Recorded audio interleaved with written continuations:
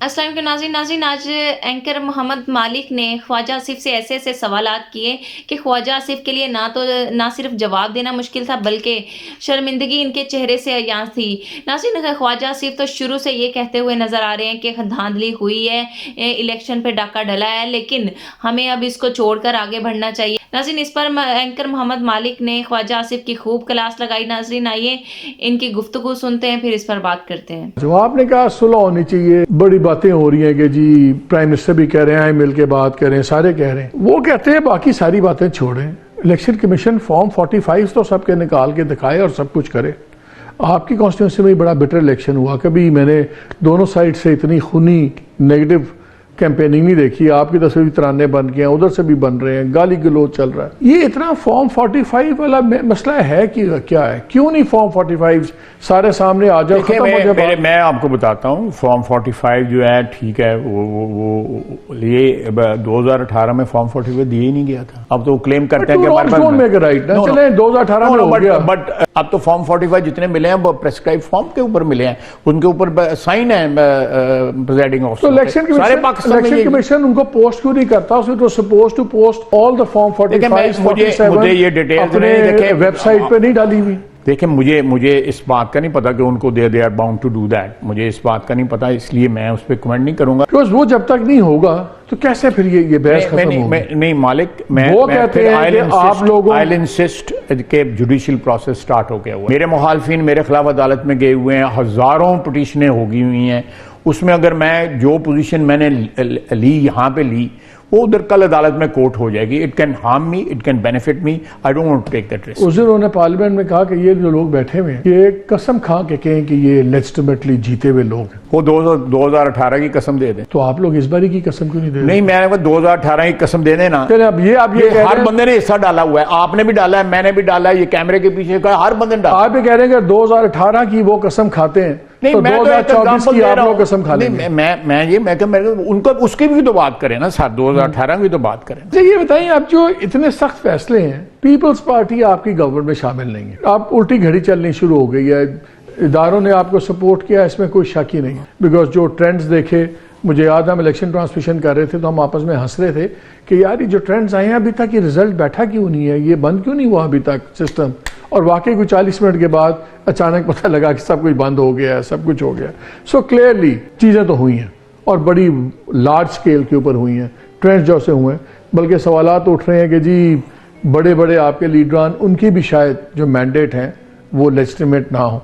मैं इसलिए बात कर रहा हूँ तमाम एतराज़ात की कि लेजिटिमेसी का बहुत बड़ा सवाल है। अब अगर ये लेजिटिमेसी नहीं है और हुकूमत को बड़े सख्त फैसले करने हैं अगले आने वाले 5-6 माह के अंदर, एक्सेप्टेंस होगी, लोग मानेंगे, निजाम मेरी बात सुने मालिक, आप बताएं इस मुल्क में जो है 75 साल में जो है 4 हुकूमतें लेजिटिमेट थी, 58 वाली, 69 वाली, 77 वाली और 2000 वाली लेजिटिमेट थी। सुन्नी थाट काउंसिल की जो रिजर्व सीट्स थी उसका उन्होंने टर्न डाउन कर दिया रिक्वेस्ट। अब इसमें प्रेसिडेंट भी था, कानून भी था, कोई प्रेसिडेंट नहीं था। नहीं, इसका तो फिर वो लाहौर हाईकोर्ट का भी एक फैसला है कि सीटें ट्रांसफरेबल नहीं है। फिर ये भी देखें आप, जब एक एग्जाम्पल भी है सर, जब केपी के अंदर ये नहीं थे, बाप वाले उन्हें इलेक्शन नहीं लड़ा हुआ था, तो इलेक्शन भी नहीं लड़ा हुआ था, वहां पे जो 3 आजाद मेंबर फाटा वाले जब आए थे उन्होंने ज्वाइन किया बाप, तो उनको ख्वातीन की नशिस्त मिल गई थी। ये प्योरली डिस्कशन थी। मैं ऑप्टिक्स की बात कर रहा हूँ। अगर इस वक्त मिल जाती वो सीट्स उनको, क्या होता? उनकी 104 हो जाती, 92 से 104 हो जाती, पावर इक्वेशन तो डिस्टर्ब नहीं होता था, लेकिन एक तासुर जाता कि ओके ये निजाम सिर्फ एक पार्टी को तलने के लिए नहीं बना हुआ। अब लगता क्या है, मेरा सवाल सुन ले, तासुर इस वक्त ये है अदालतें बैठी हुई हैं 72 घंटों के अंदर 3-3 सजाएं सुनाने की, अदालतें 18-18 घंटे केसेस सुनकर उन्होंने सजाएं दे दी। इलेक्शन कमीशन हर फैसला देता है जो पीटीआई के। मेरी बात सुने, लेट्स अज्यूम कि आप जो कह रहे हैं ठीक कह रहे हैं, हाँ। पर आप ये पीरियड क्यों सिलेक्ट कर रहे हैं? Why don't you go back to 2018? Because we have to live in today's moment. No मालिक, you don't do that. No, but हम आप मुझे देखिए, मैंने प्राइस पे की ना अपनी एक एफिलिएशन की, या आपने एक स्टैंड की, या आपने एक वफादारी की प्राइस पे की, मैंने पे की। कहाँ मेरी बात तो रोकनी है? नहीं, मेरी बात सुने ना, आप वो भी बात करें ना। तो आपके नजदीक इस वक्त कोई ज्यादती नहीं हो रही, पीटीआई कोई ज्यादती नहीं हो रही, इनके साथ इंसाफ हो रहा है। जो मेरा मतलब है जो उन्होंने बीजा हुआ है वो काट रहे हैं, एक दो दफा तो मौजूद अगर इतना आप लोग इतने अच्छे लोग हैं, आप हर वक्त आप सुलह भी चाहते हैं, आपके दिल भी बिल्कुल साफ है, सब कुछ है, जेस्चर कर देते वजीर आजम, जितनी ख्वातीन बंद हैं उनको बेल होने देते, वो कहीं जा तो नहीं रहे। मेरी बात सुने, मेरी बात सुने, ख्वातीन को 8-8 महीने से रखा हुआ ना करें ना, मेरी बात सुने, इतने तो ना अच्छे बने। मेरी बात सुने, मैं मरियम नवाज को जिस हालात में वहां पे रखा गया, मेरा मतलब है कि उस वक्त जो है ना आपने प्रोग्राम किया ना आपके किसी और किसने कहा है, उन्होंने तो ये भी कहा मैंने पतीले से कपड़े इस्त्री किए थे। खैर वो बातें छोड़े, छोड़े, तो उसका क्या मतलब है? अगर मरियम नवाज को दुपट्टा, आप ये कह रहे हैं क्योंकि मरियम नवाज को दुपट्टा सर पे रखना पड़ा, उनका भी हम उनका लेते हैं, हम तो कहते थे जाती है। आप ये कह रहे हैं कि बिकॉज मरियम नवाज ने दुपट्टा रखा सर पे, अब बाकी 600 लोग भी दुपट्टे रखेंगे। मैं नहीं चाहता तो फिर ये जेस्चर बनता नहीं था क्या? ये हीलिंग टच नहीं? देखे जेस्चर प्राइम मिनिस्टर ने कल भी कहा है, यही तो जेस्चर्स हैं। मैं बाकी लोगों की बात नहीं कर रहा, मैं कह रहा हूं जितनी ख्वातीन 6-7 माह से हैं, कोई माएँ हैं, कोई बेटी हैं, सब कुछ है, अगर उनकी बेल्स हो जाती हैं, उनको कहते ठीक है यार इनको बेल पे छोड़ दे, कौन सा आसमान गिर जाता? अगर आज आप ये कहते हैं कि यार जो होता रहा है ये अब नहीं होगा, मैं आपका ये आर्गुमेंट फॉर इंस्टेंस ये एक्सेप्ट भी कर लेता हूँ। उनको बेल पे मैं रिहा तो कह नहीं रहा, बेल आउट कर दे, बेल पे भी तो रिहाई होता है ना बंदा, लेकिन ये होता है ना एक बेल होती है दूसरा केस बन जाए तो किसी को आने नहीं दिया जा रहा बाहर। ठीक है, मैं देखें उसमें उनमें रिहा भी हुई है ख्वातीन जो है, आपको भी पता है, मैं नाम ही लेना चाहता, ख्वातीन रिहा भी की गई हैं। ये भी एक ही खातून रिहा होगी जो एक आर्मी चीफ की नवासी थी, इसलिए शायद 6 महीने बाद मेरा नहीं ख्याल, लेकिन उनको अब मेरा 8 या 10 या 11-12 आज के दौर में पॉलिटिकल केसेस के अंदर होना चाहिए ख्वातीन को, अगर वो क्रिमिनल केस है तो हो जाएंगे अंदर। देखें ये इसको पॉलिटिकल केस देके गलत रंग ना दें, लेकिन जब आप गिरबान पे हाथ डाल देते हैं, आप उनके घरों में जाके हमला करते हैं, तो उसके बाद बगावत है, घरों में जाके बगावत है, जो उसके बाद पंजाब पुलिस ने घरों में जाके डिफरेंस पे हाथ डाले, ना वो जो ललकार रही थी ख्वातीन के चलो कोर कमांडर के घर पे पहुंचो, ये करो यार ना, वो थोड़ा सा मेरा भी आर्गुमेंट एक्सेप्ट कर रहा है,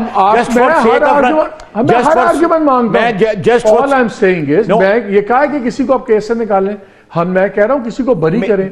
मैं कह रहा हूं जो ये प्रोलॉन्ग इनकार्सरेशंस हैं ख्वातीन की, ये वाकई एक इशू है।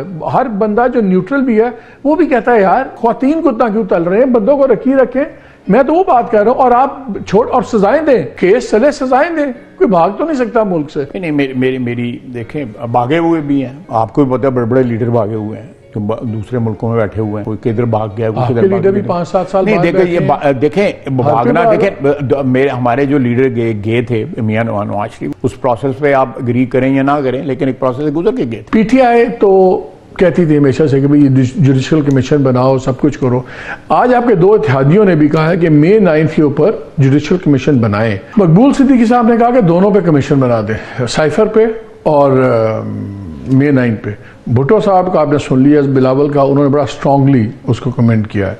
प्राइम मिनिस्टर साहब आपके कहते हैं कि हम इसमें विल बी मेक श्योर कि इंसाफ होगा, सब कुछ होगा। जब आपके 2 एलाइज और खासतौर पे पीपल्स पार्टी जिसके सर पर आपकी हुकूमत है, तो वो भी कहती है कि जुडिशल कमीशन बनना चाहिए और प्राइम मिनिस्टर चीफ जस्टिस साहब उसको हेड करें, इसके बाद आप लोगों को भी बनना नहीं चाहिए की बात करें। May 9 की आपने किस चीज की इंक्वायरी करवानी है? जब चेहरे मौजूद हैं, वो कोर्ट के अंदर जब जाएंगे, केसेस जो जाते हैं कोर्ट में पेश किए जाएंगे, ये लोग नजर आ रहे हैं आग लगाते हुए, प्रॉपर्टी डैमेज करते हुए, सारा कुछ जो है, तो that's it's a very simple, inquiry commission की जरूरत नहीं है। इसी आर्गुमेंट पे बात कर लेते हैं ना, अगर इतना ऑब्वियस है, इतना सब कुछ है, तो आपको जुडिशल कमीशन में एतराज क्यों है? नहीं, मेरा मतलब है उसकी एक्सेप्टेंस है ना। मैं देखें वो पहले ये बात कर लेना, केसेस गए हुए खासा मिलिट्री कोर्ट्स में। बड़ी एक फेमस सेइंग है, military courts are to justice What military bands are to music. Military courts की हर चीज खुफिया, लोगों का एतबार नहीं, खुफिया नहीं है, खुफिया नहीं है। मैं आपको कानून बताता हूँ, कोई ये वही वाला ओपन केस है जिस तरह खान साहब का भी ओपन केस शुरू हुआ था,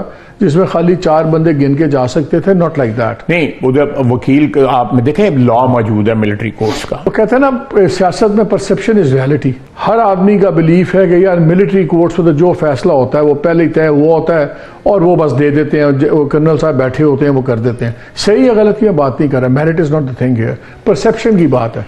मेरा सवाल सुन ले, अगर एक लेजिटिमेसी आ जाती है, अखलाकी मॉरल लेजिटिमेसी आ जाती है, अगर आप एक कमीशन बना देते हैं, हाई पावर जुडिशल कमीशन, जिस तरह आप कह रहे हैं इतना ही ओपन एंड शट केस है, तो कमीशन भी वही कहेगा ना, लेकिन कम से कम क्रेडिबिलिटी आ जाएगी। देखिए, मैं आपकी बात इस तरह मैंने कहा है कि अगर उसकी जरूरत किसी स्टेज पे पड़ी तो वो भी किया जा सकता है। जरूरत क्या पड़नी है? आपके दो एलाइज कह रहे हैं, मुझे आपके हम एलाइज से बात कर लेंगे। कैबिनेट के आगे ये सवाल आता है कि ये जुडिशल कमीशन बनना चाहिए या नहीं बनना चाहिए, तो आप एज ए कैबिनेट मेंबर इस कमीशन की मुखालफत करेंगे? मैं देखें उसमें मैं उसका भी आपको जवाब देता हूँ। ये जो मैं आर्गूमेंट आपको देगा, ये आर्गूमेंट मैं वहां भी दूंगा कि कमीशन की जरूरत नहीं है। किसी चीज पे एतमाद बढ़ाना आप लोगों की प्रायोरिटी नहीं है, यू डोंट केयर। मेरी बात सुने, मेरी बात सुने। ये तो नजर ही आता है ना कि आप लोग सिर्फ पावर देखेंगे, आम लोग की फीलिंग आप ये बात नहीं है। नवाज शरीफ को कोई अपील का राइट नहीं दिया गया, डायरेक्ट उसको सुप्रीम कोर्ट ने जो है वो ट्रायल किया उसका। जहां ये हुआ है वहां ये भी नहीं हुआ कि किसी सजा याफ्ता बंदे को बाहर भेज दिया जाए। अगर नवाज शरीफ साहब ज्यादती हुई है तो उनकी फैसिलिटेशंस भी अनप्रेसिडेंटेड। नहीं देखें, अगर ज्यादती हुई है और उसको अनडू किया जाए, do you give that person back the period he spent in jail? जो लोग इन केसेस में बरी होंगे, जो 8-8 महीने से अंदर हैं, उसमें ख्वातीन भी हैं, सब कुछ है, अगर इन केसेस में जो लोग बरी होंगे नवाज तो खातून नहीं है, उनको आप क्या कॉम्पनसेशन देंगे? मरियम नवाज खातून नहीं है, वो तो कॉम्पनसेट होगी ना, सीएम बन गई। क्या मुझे बता दें, जो ये जेल में है, अगर ये इनमें से कोई बरी होंगे तो क्या आपकी गवर्नमेंट हमारे सिस्टम में ये है कि लोग जब बरी होते हैं उनको कोई कंपनसेशन जो है उस पीरियड की तो नहीं मिलती। नाज़रीन, आप अंदाज़ा कीजिए कि ख्वाजा आसिफ ने फिर से इकरार किया है कि इलेक्शन में भरपूर धांधली हुई है।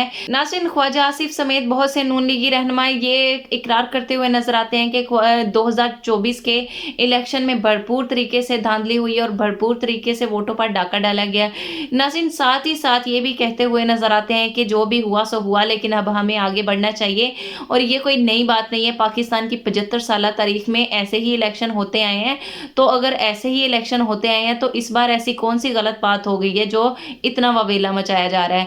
नाज़रीन, अंदाजा कीजिए कि ये निज़ाम नून लीगियों के लिए तो बेस्ट हो सकता है, लेकिन ये पाकिस्तान की अवाम के लिए बेस्ट नहीं है, क्योंकि इसका फ़ायदा सिर्फ और सिर्फ नून लीगियों को होता है। वो इसलिए कि इस निज़ाम में वो करप्शन कर सकते हैं, इस निज़ाम के ज़रिए वो डाका डाल सकते हैं, इस निज़ाम के ज़रिए वो अपनी जायदादें बना सकते हैं, इस निज़ाम के ज़रिए वो मुल्क पर मुसल्लत हो सकते हैं, वो इक़्तिदार पर मुसल्लत हो सकते हैं, इस निज़ाम के ज़रिए वो पाकिस्तान के इदारों को यरगमाल बना सकते हैं, इस निज़ाम के ज़रिए 9 मई की आड़ लेकर वो इंतकामी सियासत कर सकते हैं। नाज़रीन, सो इसीलिए नून लीगी ये कहते हुए नजर आते हैं कि इस निज़ाम में आखिर खराबी क्या है, ये शुरू से ऐसे ही तो चलता है, अगर इलेक्शन में धांधली हुई भी है तो हमें आगे बढ़ना चाहिए और इसमें ऐसा गलत क्या हो गया। नाज़रीन, इन्हें ये नहीं पता, इस तरह ये तो आगे बढ़ जाएंगे, ये तो अपने मकसद में कामयाब हो जाएंगे, इनका मकसद सिर्फ और सिर्फ अपनी जायदादें बनाना है और पाकिस्तान को दोनों हाथों से लूटना है। नाज़रीन, पाकिस्तान में इस वक्त जो निज़ाम राइज है वो सिर्फ और सिर्फ 2 से 3% इशराफिया के हक में है, और ये 2 से 3% इशराफिया पाकिस्तान की 70% दौलत को कंट्रोल करती है, जिसमें शरीफ खानदान भी शामिल है। और नाज़रीन, इसी इशराफिया के शशके पूरे करने के लिए पाकिस्तान हर साल IMF से लोन लेता है, जो